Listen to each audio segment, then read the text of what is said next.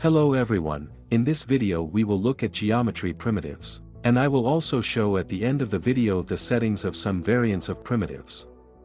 The advantage of working with primitives is that you can adjust the grid as well as the size in real time. You can change the primitive type at any time. Each of them has its own settings. The dual mesh button swaps edges with vertices, giving a lot of interesting combinations. The number of geoprimitives will increase. If you have any ideas about this, write in the comments. Using geoprimitives allows you to combine them with modifiers, create low poly and high poly details, duplicating and changing the grid. The first primitive type is your regular object, but with GeoNode modifications, you can edit it in edit mode.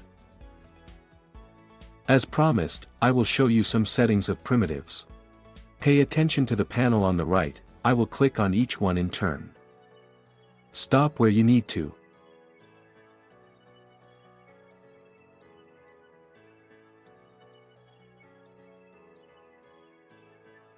In the following videos I will show you how to work with primitives.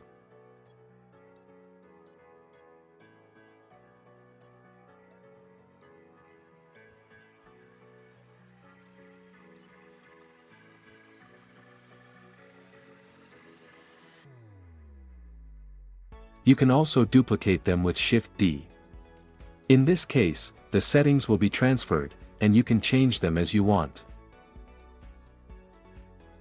If you like it, subscribe to my channel. Geoprimitives will be in the trial version for free. Have a nice day, everyone. Watch the following video.